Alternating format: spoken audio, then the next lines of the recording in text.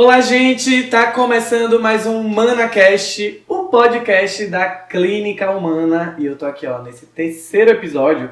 Você pode conferir os outros 2 episódios aqui no canal do YouTube da Humana. E eu tô aqui com 2 maravilhosas que vocês já devem conhecer aí. A dinâmica do podcast é: você manda a pergunta durante a semana e o profissional que vai ser entrevistado vai responder o questionamento de vocês. Rapaz, a Humana tá arrasando demais, mas sem mais delongas eu vou chamar elas que estão aqui. E o tema do podcast dessa semana é endocrinologia. E eu vou chamar a maravilhosa doutora Elisa e a doutora Silmara para conversar com a gente. Boa noite! Boa noite, galera! E aí, animadas para bater esse papo? Super animadas. Tava aguardando muito, viu? Porque é um podcast de peso, viu? Eu tô aqui só pra fazer segunda voz. Vai nada. Ela gosta de falar. Vocês já viram aí. O primeiro episódio foi com você e com o Gui, não foi? Então, assim, já tá familiarizada com o ManaCast. Eu que tô aqui roubando a cena, que eu já é o segundo. Então, você fez já está virando cadeira cativa estamos também, dois a dois, né? Estamos juntos. Então, Elisa, seja muito bem-vinda. Obrigada. Tá, ao ManaCast. E eu quero saber, por que endocrinologia? Qual foi a sua escolha de área de atuação? Olha, não foi uma escolha fácil não, viu? Eu fiquei um bom tempo sem saber o que escolher. Acabei optando por fazer clínica médica para ganhar 2 anos aí de experiência na prática da medicina e também ajudar a escolher melhor o que eu gostaria de fazer. Eu fiquei muito em dúvida entre oncologia e endocrinologia, muito mesmo. Fiz até estágio especial em oncologia, fiquei bem dividida na época, mas acabei escolhendo endócrino porque eu me apaixonei pela especialidade, uma especialidade muito bonita.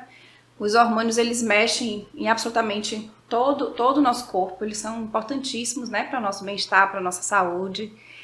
E você trabalha muito na endocrinologia com prevenção de saúde, com promoção de saúde, lida muito com doenças crônicas, então é um público e uma forma de cuidar desse público que me agrada muito.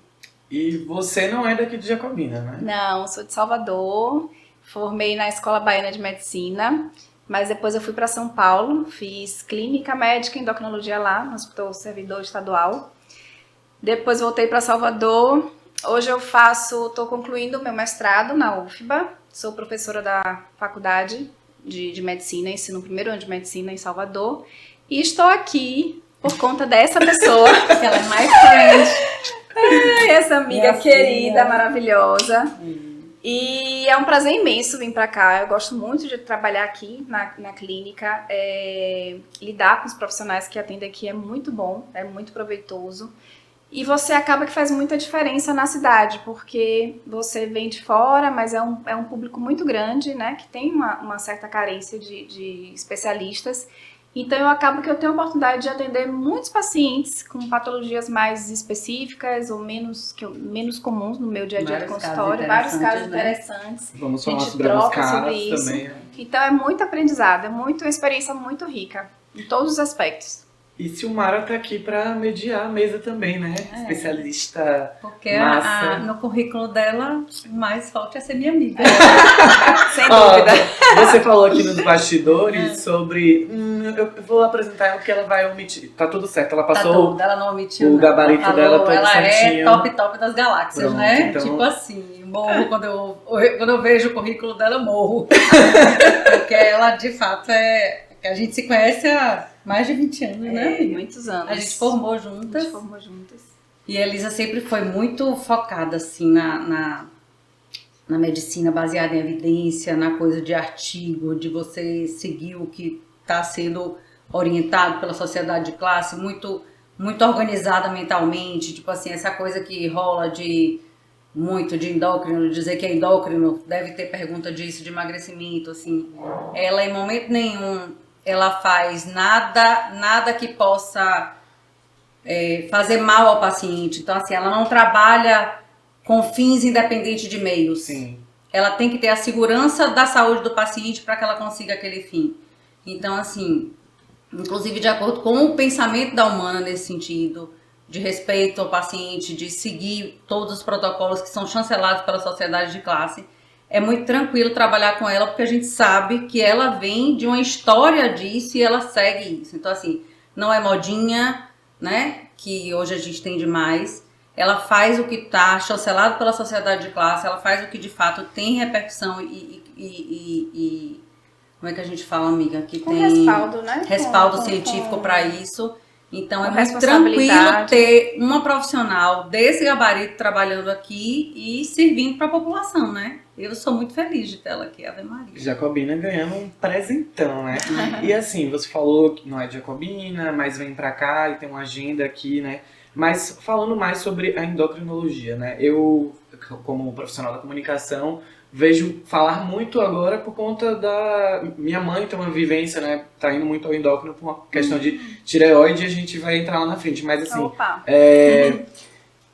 explica pra gente assim um pouquinho do que é a endocrinologia, né?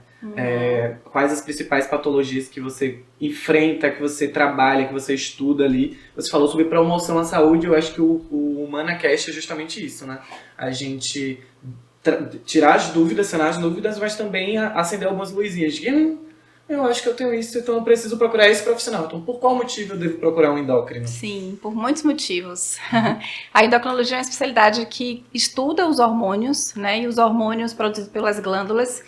E esses hormônios, eles exercem função no corpo todo. Então, quando a gente tem alguma glândula que não está funcionando bem, que tem alguma deficiência ou uma produção excessiva de hormônio, a doença vai ser instalada.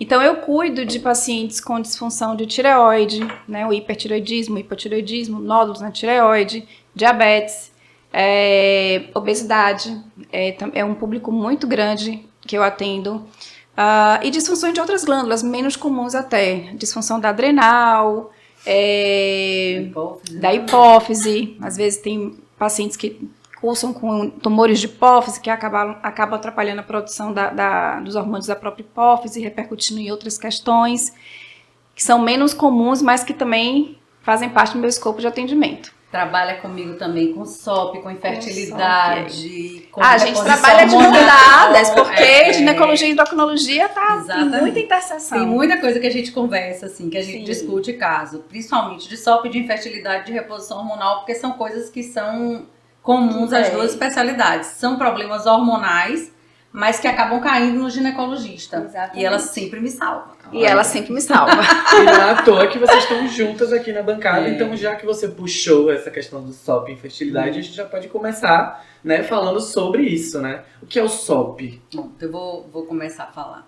SOP é uma sigla que fala a sigla de Síndrome dos Ovários Policísticos.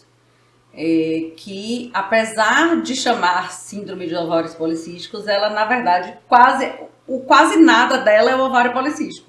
É porque as pessoas conhecem como isso, e é o que chama atenção no exame, né, de ultrassom, mas ela é uma síndrome plurimetabólica. Ela é uma síndrome que é muito mais endócrina do que ginecológica, e acaba no ginecologista pela questão dos ovários e por ser uma patologia que faz com que a mulher quase sempre tenha infertilidade associada.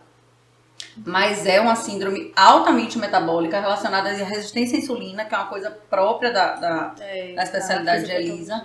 E assim, eu tenho que entrar no mundo dela, da endocrinologia, para poder tratar as minhas pacientes de SOP e fazer esse link entre a gente, porque tem muita relação de um problema ginecológico, que é a infertilidade, com uma síndrome que é endocrinológica, que é plurimetabólica, né, amiga? Exatamente. Explique aí as coisas da SOP. A SOP, na verdade, a gente dá o diagnóstico a partir de alterações ultrassonográficas. A gente vai ver um ovário com aspectos policísticos, alterações hormonais, vai ocorrer um hiperandrogenismo, então tem aumento de testosterona, isso é dosado sericamente, né, no exame de laboratório. E, clinicamente, o paciente vai ter história de irregularidade menstrual, de infertilidade e outros comemorativos. E é uma síndrome que tem como pano de fundo alterações metabólicas associadas à aumento de resistência à insulina, um aumento da produção de hormônio masculino, né, os androgênios, e tudo isso vai repercutir clinicamente no paciente.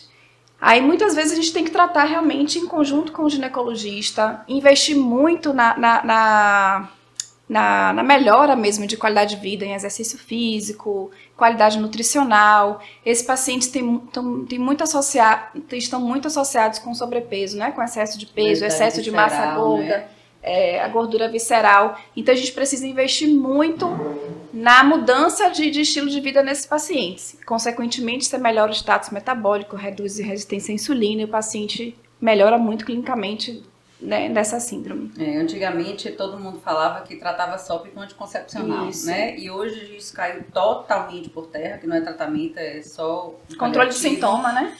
Controle de sintoma, é simplesmente o paliativo. E hoje a base do tratamento da SOP chama-se mudança de estilo de vida, com uma dieta adequada para a doença e atividade física. E que serve para tudo, na verdade. tudo, Das patologias que eu trato, mudança de estilo de vida você vai tratar obesidade, diabetes, Eu sei como ela tem paciência paciência, sem endócrina. Porque o negócio difícil é mudar estilo de vida, viu? Ave Maria. Acho que em algum momento da vida alguém já pensou em mudar o estilo de vida Mas a SOP, eu sempre digo às minhas pacientes, eu digo, amiga, é um beco sem saída. Ou você faz, ou não vai rolar. Porque não tem remédio que resolva se não houver a mudança de estilo de vida com relação à SOP. E é uma coisa que, assim, o endócrino está muito mais acostumado, porque a maioria das doenças tem isso, né? O gineco hoje sim, porque a gente vê que várias doenças têm relação com isso. Na verdade, a gente sabe que 60% das doenças do mundo estão relacionadas ao estilo de vida. Exatamente. E a gente tem um estilo, normalmente não conseguimos Meiro, ter né? um Meiro. estilo de vida Tão bem saudável. estabelecido, tão saudável e acaba tendo que mudar por uma obrigação. Quando a doença aparece, quando a doença não para aparece. prevenir. Mas já estamos levando para você a informação que mudança de estilo de vida já é um passo enorme para que tenha uma vida melhor pela frente. Eu gosto muito de trabalhar nessa mudança de estilo de vida, focar muito na educação. Eu sempre acho que quando a gente leva a informação de qualidade para o paciente, né, e possibilita que ele tenha a consciência das escolhas, o que é que você vem fazendo até aqui, o que você fez te trouxe do ponto de vista de saúde, e as mudanças que você for fazer daqui para frente, onde você pode chegar. Porque é com informação, é com educação, é com trazendo tudo isso para o nível de consciência que você vai permitir que a mudança ocorra, né, e que ela seja de forma sustentável, porque é para a vida toda. Comer direito é para a vida toda, fazer exercício é para a vida toda, sustentar esses hábitos, né, cronicamente, não é por curtos períodos de tempo de vida, não, é para a vida toda. Então essa mudança ela precisa ser sólida, ser consistente. Isso aí, ó. Já começamos com um assunto bem amplo e você pode saber mais sobre isso vindo aqui na Clínica Humana, já marcando já, né? E ó, graças a Deus a agenda dela é entupida. E vai ter gente querendo conhecer o trabalho dela, né? Com certeza. Ó, a dinâmica do HumanaCast, você envia uma mensagem lá na caixinha de perguntas que é aberta, né? E você coloca lá a dúvida que você tem e o profissional ele vai responder aqui no dia do podcast. Então, assim, você que está assistindo, pode ouvir assim, a sua pergunta, que aqui nós temos várias. E vamos começar, então, respondendo a pergunta do público do Instagram da Clínica Humana. Então, quem ainda não segue o Instagram da Clínica Humana, já segue aí e já fica ligado para ver qual é o próximo convidado aqui do nosso podcast, tá? A Geisa mandou assim: qual a relação da tireoidite de Hashimoto e aborto de repetição? Falei certo? Falou. A tireoidite de Hashimoto é uma doença inflamatória crônica da tireoide, causada pela autoimunidade, ou seja, o corpo produz anticorpos contra a tireoide. Isso vai levar a uma inflamação na tireoide e um comprometimento, em consequência, da sua produção hormonal. Mas você pode ter, muitas vezes, a inflamação, né, a positividade para os anticorpos e não ter necessariamente ainda a disfunção da tireoide. Os hormônios ainda podem estar normais. Mas a mesma presença do anticorpo, né, o anti-TPO, anti-tireoglobulina, estão associadas com aumento de abortamento, tanto de isoladamente ou de repetição. Então, muitas vezes, para paciente que tem um anticorpo positivo, que tem histórico de abortamento, esse paciente vai ter que ser acompanhado bem de pertinho com o endocrinologista, né, e depois com o ginecologista, para deixar ele num status melhor para engravidar. A gente usa uma medicação para manter os níveis de TSH compatíveis com a melhora da qualidade, né, da implantação, para que não haja abortamento. Então, esse paciente em especial, sem dúvida nenhuma, vai precisar de um acompanhamento com um endocrinologista antes da próxima gestação, para ser melhor aconselhado, melhor conduzido. Ó, aqui tem uma outra pergunta que é a da Day, que é muito nessa linha, né? Ela botou assim: hipertireoidismo traz algum risco para a gravidez? Qual medicação tomar durante a gestação? O hipertireoidismo, né? Hipertireoidismo. Tanto o hipor quanto o hipertireoidismo, ou seja, a deficiência ou excesso de hormônio tireoidiano, vão trazer prejuízos para a gestação. No hipertireoidismo, a gente tem que, muitas vezes o paciente já tem um diagnóstico de hipertireoidismo, já usa medicação e engravida. E para esse paciente é muito importante que a gente faça um planejamento para esta gestação. A gente precisa entender que nível de hipertireoidismo esse paciente tem, qual é o tamanho do volume da tireoide, qual a titulação do anticorpo, né, associado a essa doença, que é o TRAB. E principalmente esse paciente precisa estar compensado com os hormônios normais para poder enfrentar uma gestação, porque a gestação nesse paciente com hipertireoidismo é uma gestação que vai inspirar bastante cuidado. A gente vai individualizar cada caso, mas assim, quando o paciente precisa usar a medicação, a gente acaba optando por uma específica em detrimento de outra, mas muitas vezes a gente tenta deixar sem medicação, o máximo que a gente conseguir, para evitar que aquele bebê fique exposto àquelas drogas, porque tem estudos mostrando também que essas medicações trazem prejuízos para o bebê, né, defeitos congênitos. Então a gente utiliza em casos específicos e o mínimo possível. Eu sempre brinco que eu tenho muito mais medo de hipertireoidismo do que de hipotireoidismo na gravidez. Muito mais difícil. Porque é muito mais difícil de conduzir. E em caso de uma tireotoxicose, é uma situação extremamente grave. O paciente às vezes precisa de UTI. Paciente, assim, hipotireoidismo, você não vê esse tipo de situação. Você pode ver um abortamento de repetição. Exato. Durante a gravidez, você pode ter uma dificuldade dela levar aquela gravidez, muito mais pela condição metabólica dela, né? Do dia a dia, de ficar ligada, o hipotireoidismo deixa a gente meio lerda, do que pela questão da gravidez em si.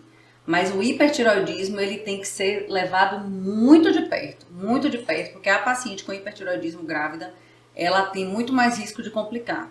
Então tem que ser um acompanhamento bem de perto.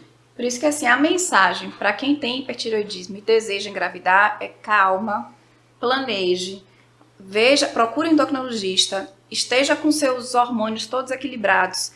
E a depender do tamanho do volume da tireoide, da titulação dos anticorpos, né, presentes, ponderar se vale a pena fazer um tratamento definitivo, que seria o cirúrgico, ou um tratamento com iodoterapia, antes mesmo de engravidar. Então essa gravidez ela precisa ser muito bem planejada, para realmente minimizar riscos, complicações. Normalmente a paciente que tem hipertireoidismo prévio e faz um acompanhamento certinho, ela primeiro resolve o hipertireoidismo para depois engravidar.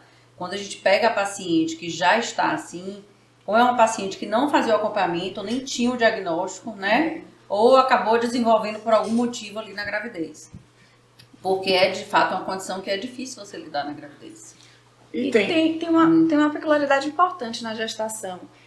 No início da gestação, as alterações hormonais que ocorrem, existe um aumento do HCG, né, que é o hormônio que está associado com a gestação, e ele muitas vezes ele parece um pouco com o TSH, que é o hormônio que estimula a tireoide. E muitas vezes ele se liga no receptor que o TSH se ligaria e promove um estado de supressão de TSH. Então, muitas vezes a mulher descobre que está grávida, faz um exame de tireoide e os hormônios vão estar um pouco bagunçados, fora do padrão normal, mas que para a gestação está de acordo. Então, você pode ter um início de gestação com TSH suprimido, muito baixo, e não necessariamente ser um hipertireoidismo. Então, isso também tem que ser visto com cautela, com cuidado, para não estar recebendo o diagnóstico de maneira equivocada. E, assim, tem muita pergunta aqui sobre tireoide, né?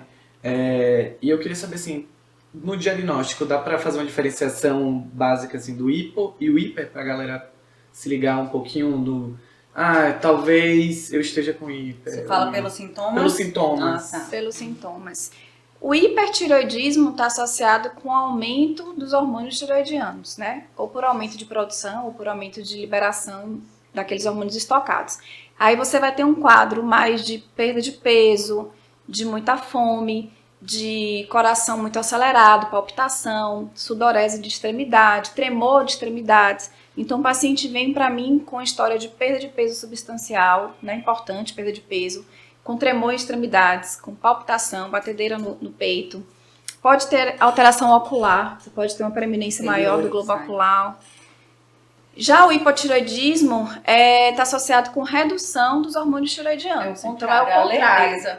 Então o paciente vai vir com mais retenção hídrica, com ganho de peso, com sonolência, letargia, esquecimento, que mais?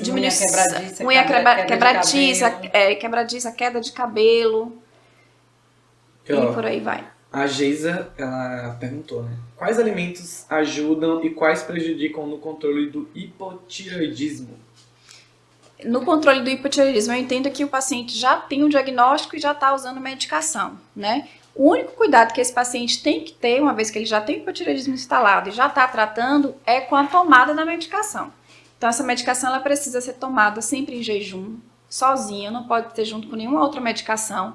E é necessário esperar um intervalo aí de 30 minutos para poder se alimentar ou tomar qualquer outra medicação. Existem, num contexto sem um diagnóstico instalado, existem algumas medicações que são bociogênicas, né, que aumentam o volume da tireoide. E aí entra, por exemplo, o próprio consumo excessivo do iodo, a deficiência.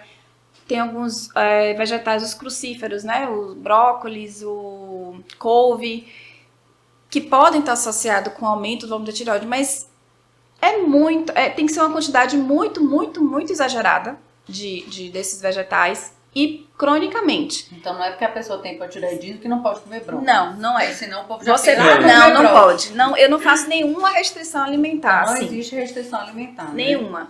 E até se você quiser tomar... Só pra perder peso. Só pra perder peso. Se quiser tomar seu suco verde com couve, não vai comprometer em nada a sua tireoide. Para comprometer, teria que ser uma quantidade muito grande, excessiva e de maneira crônica. Você falou sobre tireoide e perda de cabelo, né? Queda de cabelo. Poderia falar mais um pouquinho sobre... Porque eu acho assim, uma coisa que você começa a perceber, né? Eu acho que é um dos primeiros sintomas que você... tem algo errado com o meu corpo. Porque eu passo a mão no meu cabelo vai todo. É perceptível, perceptível. Né? É perceptível. É algo... sempre... É algo sempre evidente, a perda de cabelo. Óbvio que a perda de cabelo está sempre associada não só a uma questão da tireoide, né? Você tem perda de cabelo que você vai ter hipotireoidismo. Mas eu acho que é uma coisa que realmente é o que chama a atenção do paciente, às vezes, né? Sabe que hoje eu atendi uma paciente assim, ela foi para dermatologista, tinha uma alopécia localizada, não era cabelo todo. Não era a cabeça toda, era localizada. Uma parte do cabelo, da cabeça não tinha cabelo. Ela foi no dermatologista, a dermatologista solicitou a função tireoidiana, ela tinha um TSH de 17, estava bem alto. Teve diagnóstico de hipotireoidismo por conta dessa queixa que ela, né, levou ao dermato. Então, realmente acontece a queda de cabelo, unhas fracas. E também existe uma sobreposição de doenças autoimunes. Então, muitas vezes você tem a queda de cabelo associada até à autoimunidade também, e a alopécia, né, associada à autoimunidade, e vem em conjunto com essas doenças autoimunes. Aí, tireoide, a doença celíaca e outras doenças que podem vir juntas pela autoimunidade mesmo. Como eu falei, né, minha mãe ela descobriu, né, uma disfunção na tireoide.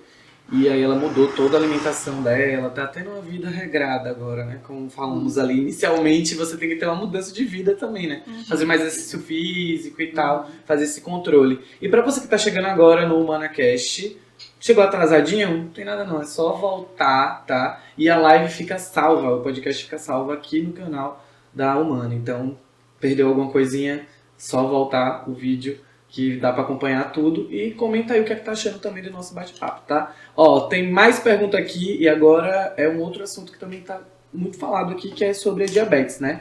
O sobrepeso é um alerta de... Não, pera. Errei a pergunta, tá? Não. Eu queria falar uma coisa antes. Pode falar uma coisa, sabe por quê? Esse negócio, já que você vai mudar de assunto sobre tireoide. Tem muita paciente que eu recebo que, assim, descobre nódulo de tireoide. Sim.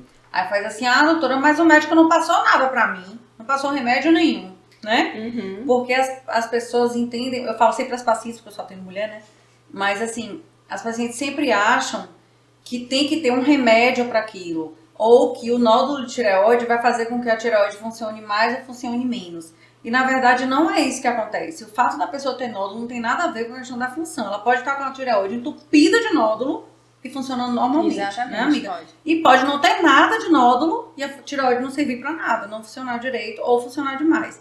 Então é uma coisa que eu acho que não teve, talvez não tenha tido essa pergunta, mas é uma coisa que eu ouço muito no consultório isso. Essa coisa de tem que tomar remédio quando tem nódulo? Sim. Não. Mas não tem. Mas Não sabe, tem, né, sabe amiga? qual é? Não tem. Sabe qual é a grande questão? É que é muito difícil para o paciente saber que ele tem um nódulo em algum órgão, em alguma parte do corpo e não fazer nada com aquilo. Porque existe no senso comum uma associação muito forte de nódulo com câncer, né? Com tumor. Então é um pouco angustiante. Você tem um nódulo e não vai fazer nada, não tem um remédio, não vai curar isso, eu vou ter que ficar com esse barulho na minha cabeça aqui acompanhando. Então, assim, o nódulo em tireoide é muito comum, tá? Poucos deles são cânceres, por isso que é importante fazer o acompanhamento. Então, o acompanhamento do nódulo a gente faz com ultrassom. No ultrassom a gente vai observar características do nódulo e aí a gente vai avaliar se essas características a gente soma essas características, existe um score para isso. E a partir desse score a gente classifica aquele nódulo como de maior ou de menor suspeição clínica para um câncer de tireoide.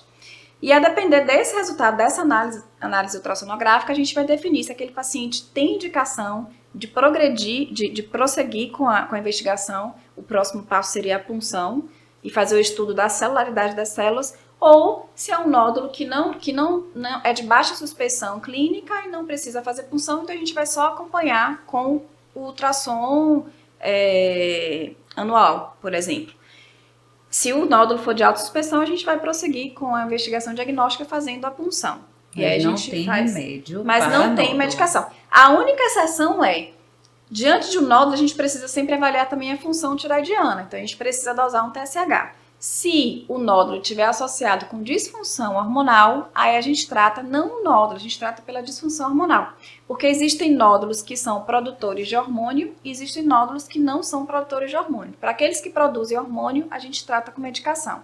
Para aqueles que não produzem, a gente só acompanha com ultrassom, faz punção, indica cirurgia, né? A depender do caso. É isso aí. Sempre a questão de você fazer um acompanhamento, né? Também Exatamente. Você estando assistido por um profissional, você também não precisa surtar e tal. Porque tem gente que acha que o profissional não tá falando tudo, né? Não. Ela disse que eu tô Me com conte mas ela não logo, tá- né? Me conte Me logo. conte logo. Uma das coisas que eu mais Essa história adoro... de, doutora, me Diga conte logo. Você Uma tá das vendo? coisas que eu mais adoro é que chega um paciente, às vezes, com um nódulozinho de tireoide de 0,5 centímetros, nódulo todo bonitinho. Ai, doutora, eu tô sem dormir há 3 dias, não sei o quê. Aí vem, eu falei, mas você só tem um nódulo de 0,5 centímetros, é um nódulo todo bonitinho, que não tem nada.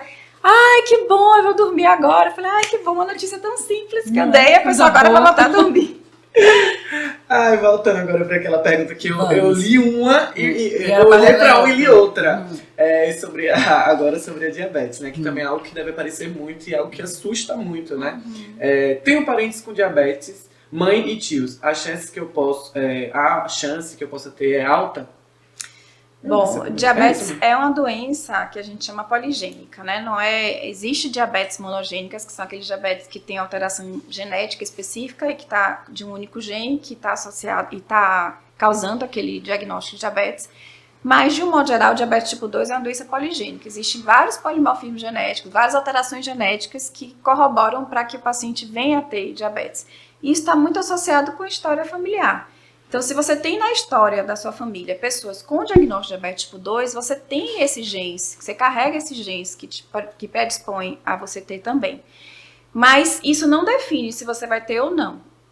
É muito importante que você, sabendo desse histórico, sabendo dessa predisposição que você possa ter, que você tenha um cuidado redobrado com a sua saúde, que você cuide mais da sua alimentação, que você se preocupe mais com o seu peso, que você faça exercício físico, porque não é definitivo. Se você tem pessoas da sua família que teve diagnóstico de diabetes, não necessariamente você vai ter, mas sem dúvida você tem uma chance maior. E tem que olhar para isso com mais cuidado. Eu digo isso aos meus pacientes, eu digo, olha, a sua história familiar você não pode mudar, mas o que você faz no dia a dia você pode. Aquelas heranças que a gente ganha. Então, assim, ganhou a herança, paciência. Agora vai cuidar de sua vida com a herança que você ganhou. Exatamente. Porque isso a gente não tem como mudar. né? Ah, minha mãe tem, meu pai, meu avô, minha tia, minha avó. Então, se você tem esse pessoal que tem, inevitavelmente a chance de você ter isso na sua genética é enorme. Então, se você vai cuidar para não ter ou não, aí é outra história. A SOP, por exemplo, eu sempre pergunto. Na história clínica da SOP, eu sempre pergunto. Na história familiar. Eu nem pergunto se tem. Eu digo, quem da sua família tem diabetes? Porque quase sempre alguém na família tem diabetes. Por quê? Porque é uma doença relacionada ao aumento da resistência à insulina. Então, você quase sempre... Por que a gente trata dessa forma? Porque ela não é que seja, mas é como se fosse priminha do diabetes. Entendeu? Então você tem a sua história familiar, você acaba desenvolvendo uma doença que vai causar, inclusive, problemas ginecológicos de infertilidade. Mas tá tudo relacionado com essa história do que você traz. Por isso que quando a gente bota a paciente para malhar e para fazer uma dieta adequada, ela consegue tirar aquela doença, entre aspas, dela. Por quê? Porque ela tira o fator ambiental e fica só com o fator genético. Então, isso é muito importante que a paciente tenha. Tem história? Tem. Então, cuide do fator ambiental, porque senão vai acontecer. E vocês têm observado, assim, aumento de casos de diabetes? Tem algo, assim, de consultório? A diabetes é bem prevalente, né? É uma doença bem prevalente. O mundo tá muito obeso, associado, né? com excesso de peso, com sedentarismo, com hábitos. Então, realmente é uma doença bem prevalente. A gente vê, assim, num ambiente mais restrito, algumas pessoas começando a se preocupar mais com essa questão de saúde, de cuidar do que come, de cuidar do corpo, não necessariamente do corpo como estética, mas do corpo como saúde. Isso tem sido disseminado, mas a grande maioria da população ainda não internalizou isso. Não internalizou, e é por isso que tem tanta hipertensão, tanto diabetes, tanta doença relacionada com o estilo de vida. É mesmo, a gente tem acompanhado mesmo, assim, tipo, hipertensão, diabetes, e assim, pra você que tá assistindo aí, procure um profissional, vá mudando a sua alimentação. Tem gente que fala, tipo assim, você conseguir mudar aos poucos é melhor do que você ter que mudar drasticamente. Quando você muda aos poucos, você consegue aquilo que a Elisa falou, que é a sustentabilidade. Porque você vai se adaptando àquilo, é mais fácil você se adaptar, né? E eu do mesmo jeito que eu gosto de educar, né, de munir o paciente de informação de qualidade para fazer essa mudança, transformação, eu coloco muito ele como um protagonista da própria saúde dele. Então, ele é o responsável. Eu tiro muito das minhas mãos e coloco nas mãos dele. E que de fato é. E aí, ele vai ter que assumir aquilo e vai ter que conduzir, porque saiu daqui do consultório para lá para fora, é ele por ele. Eu não sei se vocês já viram uma chargezinha que tem assim, tem duas cabines. Uma cabine tem assim, remédio, e a outra cabine tem assim, mudança de estilo de vida. Aí na cabine do remédio tem uma fila monstruosa. Na cabine da mudança de estilo de vida tem 3 pessoas. Então assim, isso que a Elisa tá falando é verdade. O paciente normalmente quer uma fórmula mágica, e isso vai muito para essa questão de emagrecimento também. Uma fórmula mágica para você dar o remédio e resolver. Mas isso quase sempre, principalmente nas doenças relacionadas com o estilo de vida, isso é um tiro no pé. É basicamente o que vocês estavam falando, né? Quando você entra lá no consultório, você vai ter que tomar um remedinho assim, assado, 3, uma vez no dia, é tirar a responsabilidade, é como se fosse a responsabilidade de vocês para tirar o problema, mas quando fala assim, mudança de hábito, aí você já pega pra si, porque, né? Tipo assim, mesmo que é mais difícil, a única obrigatoriedade que ele tem é só de tomar um remédio ali, é uma coisa que foi você que passou, então ele só vai abrir a caixa e botar na boca. E agora, é bem mais fácil tomar um remedinho, né? Ir pra academia, mudar o estilo de vida, entender que a responsabilidade também é sua, e não do profissional. E ó, entrando nesse assunto aqui, já vemos um dos vilões também. O sobrepeso é uma condição de alerta para a chegada da obesidade? Sobrepeso, né? e obesidade estão relacionados, é um caminho. É o caminho. Na verdade, a gente utiliza a classificação do IMC, que é a relação do peso com a altura ao quadrado. A gente divide isso, o peso pela altura ao quadrado, e classificamos o paciente em obesidade, sobrepeso, ou eutrófico, ou peso normal ou baixo peso, de acordo com esse índice. Mas esse índice é muito aquém do que realmente é importante sobre o peso do paciente. Hoje a gente sabe que a composição corporal ela é muito mais importante. Mas isso que você está trazendo tem algo de bem importante e sutil, porque realmente, para você chegar na obesidade, você passa pelo sobrepeso. Mas o importante é o seguinte,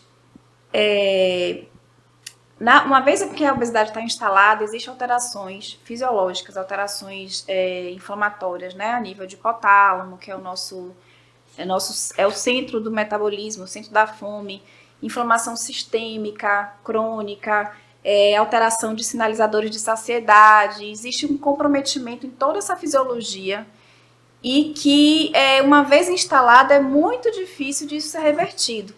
Então, o melhor tratamento para a obesidade é não deixar chegar na obesidade, não deixar chegar nesse quadro já de deteriorização, de inflamação instalada.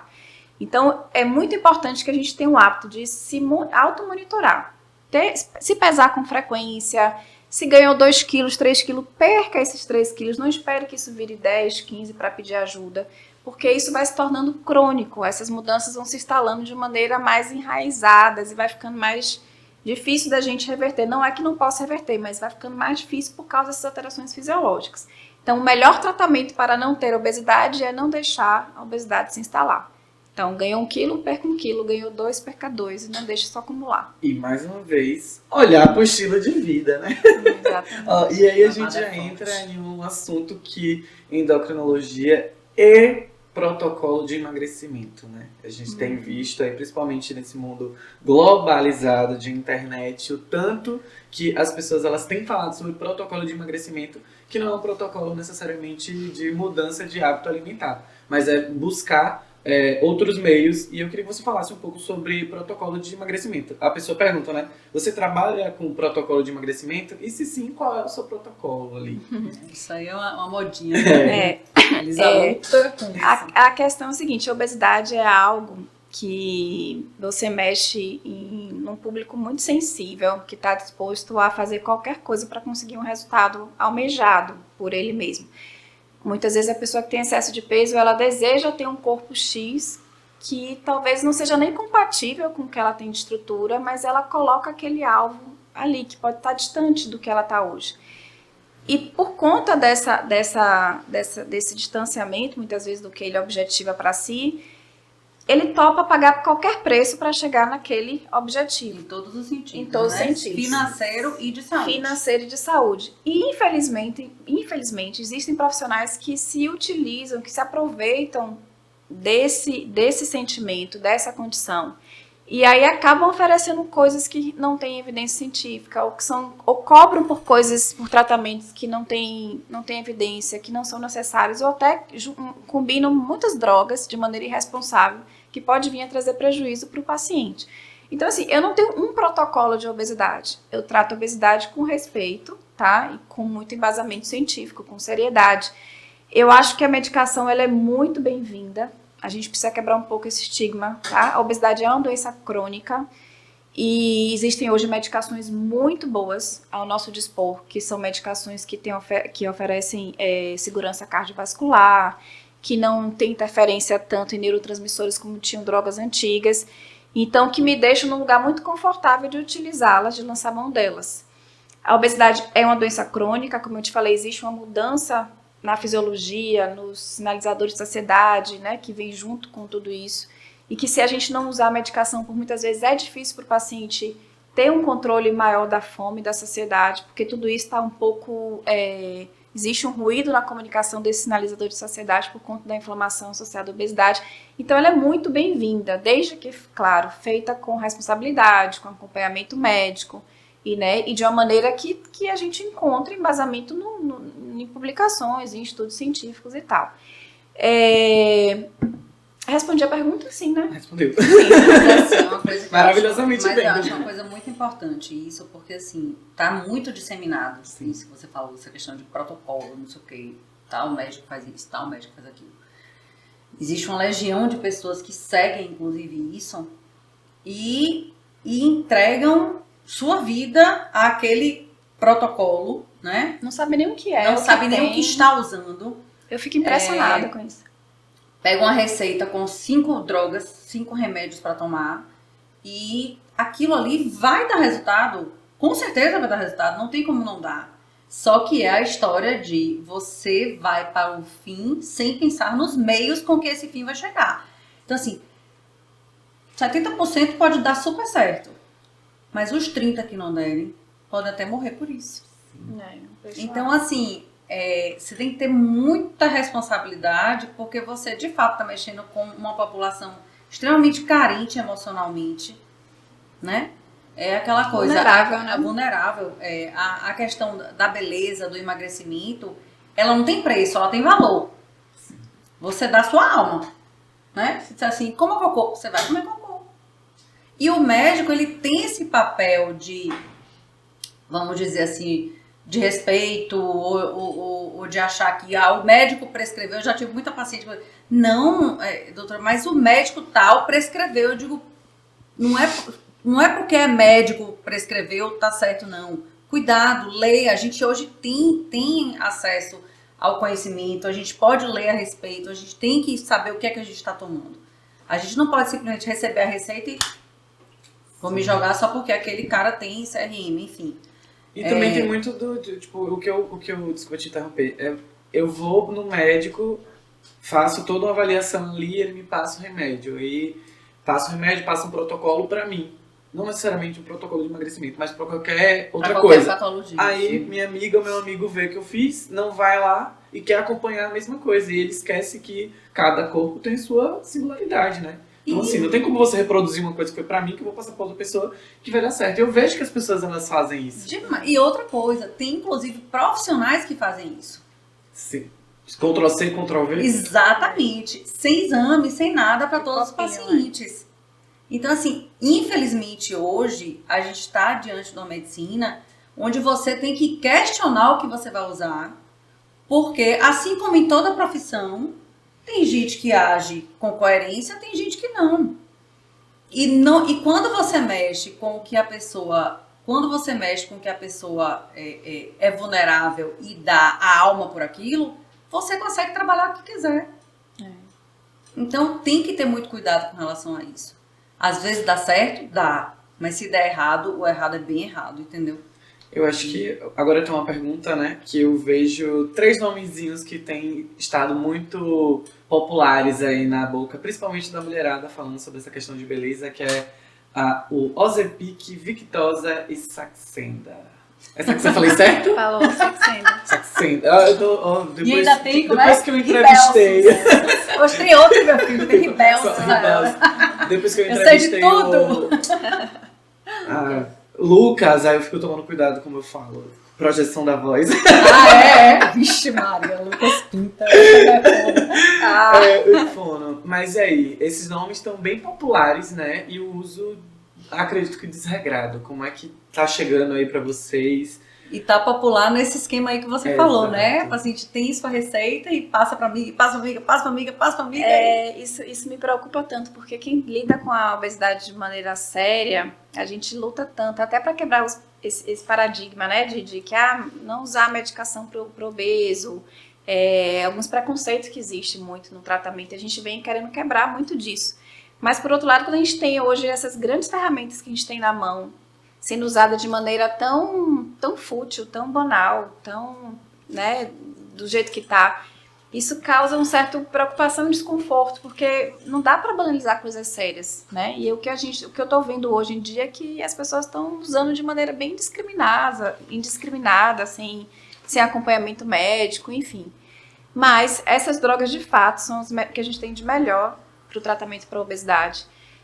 A gente saiu da era dos neurotransmissores, que eram drogas que mexiam muito no sistema nervoso central, e aí entra aí a anfipramona, a anfiproporex, a própria sibutramina, e eram medicações que tinham muito efeito colateral por conta desse efeito no sistema nervoso central.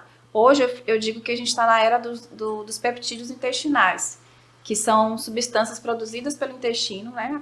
Isso é fisiologia, a comida chega no intestino, o intestino produz substâncias que são sinalizadores de saciedade. essas substâncias entram na corrente sanguínea, vão para o cérebro, para o hipotálamo e mandam um sinal de que você comeu, está saciado e não precisa comer mais. Então essas drogas, essas moléculas, são derivadas desses sinalizadores produzidos pelo intestino associados à saciedade. Então, são medicações que foram lançadas inicialmente para tratamento são os análogos de GLP-1, foram lançados inicialmente para tratamento de diabetes, hoje já são aprovados para tratamento, o Saxenda já é aprovado para tratamento de obesidade, o Ozempic ele está para ser lançado com outro nome, para ser lançado em bula como indicação de obesidade, mas por já estar tão familiarizado com a molécula, com a família, a gente já usa bastante o Ozempic também para perda de peso. Inclusive já saiu um artigo publicado usando essa medicação para obesidade, então a gente tem respaldo para utilizar essa droga para tratamento de obesidade. Então são medicações que oferecem uma perda de peso substancial, né, bastante bem grande. São medicações que oferecem proteção cardiovascular, então são medicações que têm esse conforto para a gente usa para paciente que tem diabetes, que tem um maior risco cardiovascular e também para obesidade e de maneira bem confortável. São medicações que não causam dependência, tá? Então a obesidade é uma doença crônica, então a gente precisa tratar como tal de maneira crônica, então o uso das medicações elas não são para usar 1, 2, 3 meses e suspender, você usa por tempo prolongado. E é importante também chamar a atenção que a retirada da medicação precisa ser retirada de maneira cuidadosa. É necessário fazer um desmame, redução de dose, para que a gente não tire abruptamente e o paciente vai ter reganho de peso se for feito dessa forma. Então tem que ser feito algo com bastante cuidado. Ontem eu estava com uma conversa dessa em casa, conversa familiar. Uma pessoa da minha família dizendo, eu vou comprar essa canetinha. Eu digo, só que não é uma canetinha que vai resolver seu problema. Não. Se você comprar uma canetinha, você vai perder peso, você vai engordar tudo de novo. Então, ou você se prepara financeiramente para comprar várias canetinhas durante vários meses, que quiçá um ano, ou não compre a primeira canetinha porque você vai jogar dinheiro fora. Exatamente. Então, assim, as pessoas usam de maneira indiscriminada, né? Entendeu? Vou comprar canetinha que eu vou perder peso. Perde, com certeza perde, mas daqui a 3 meses você ganha o dobro. Então é tomar cuidado e, inicialmente, como nós falamos aqui a noite toda, né? Mudança de hábito. E procurar um profissional que seja um profissional ético. Estamos chegando ao finalzinho desse terceiro episódio do ManaCast. Passa rápido, né? Eu já sei tudo, né? Tudo das duas. Tá chegando o finalzinho e se você tá chegando agora, não tem problema, tá? O podcast fica salvo aqui no canal da Humana e você pode assistir quando quiser, inclusive pode compartilhar para seus amigos, para suas amigas, para ouvirem tudo que a gente falou aqui. Segue lá o Instagram da Humana, que é Humana Jacobina, e você vai ficar ligado, né, sobre esses e outros assuntos que são postados lá na página da Humana e também ficar de olho em quais são os próximos profissionais que vão estar aqui. E agora eu queria que vocês tanto falassem sobre a rede social de vocês, que também são bem atuantes, né? Dão várias dicas lá. E também já fizesse a consideração final aí pra quem tá assistindo a gente. Quem tá aí, foi quantas horas de bate-papo? 1 hora de bate-papo. Passando rápido. Depressa, tá vendo? Olha, amiga. E agradecer a todo mundo que mandou a pergunta, tá? Continue mandando. Continue mandando, porque tem passou rápido demais e tem muito assunto ainda pra gente debater. Foi ótima oportunidade, obrigada, adorei conversar aqui com minha amiga, com vocês, passou tão depressa. É muito bom ter a oportunidade de falar um pouquinho, né, da forma que a gente trabalha, do que é que a gente faz e levar informação de qualidade para os pacientes, porque hoje o que a gente vê realmente com a mídia social, a rede social é muito importante, ela é muito boa, abre muitas portas, né? Mas, por outro lado, não existe muito filtro nas informações que a gente acaba tendo acesso. Então, você tem um espaço que você pode debater, falar, trazer informações de qualidade, e que eu acho que a gente precisa ser muito responsável pelas coisas que a gente coloca, que a gente fala, né? Quanto médico, quanto autoridade de área de saúde. E é muito bom ter um espaço com essa seriedade e descontraído também. Foi ótimo, obrigada, gente. Quando os meninos falaram, tem que ter podcast, tem que ter podcast com a Elisa, de áudio, a Elisa eu quero. Mas eu queria, não por ser minha amiga, não, que é minha amiga de fato, mas não. Primeiro porque é uma especialidade que brinca muito com a ginecologia e porque eu de fato queria ver essa conversa de uma profissional que eu que eu tenho o maior orgulho de fazer parte da Humana. Eu falo de boca cheia, assim. Ó, a gente tem uma endocrinologista que é titulada, fez residência, que sabe o que está fazendo e que assina as condutas dela, chanceladas pela sociedade de classe com tranquilidade do que ela pode fazer. Então, assim, eu sei que o que vem de lá não vai ser nada errado, sabe? Então, assim, eu fiquei super feliz porque eu queria participar, porque é minha amiga também. Obrigadão, meninas. Mas foi ótimo, adorei com você mediando, viu? Arrasou. As outras perguntas, chegaram algumas perguntas aqui pra você, mas aí você pode responder nos stories da Humana. Já Pronto, fechou. botando ela pra trabalhar lá nos stories também. Você essa pergunta de gineco, né? Gineco. Vai responder tudo, prometo. Então fiquem ligados aí no Instagram da Humana. Tchau, tchau, gente. Até semana que vem.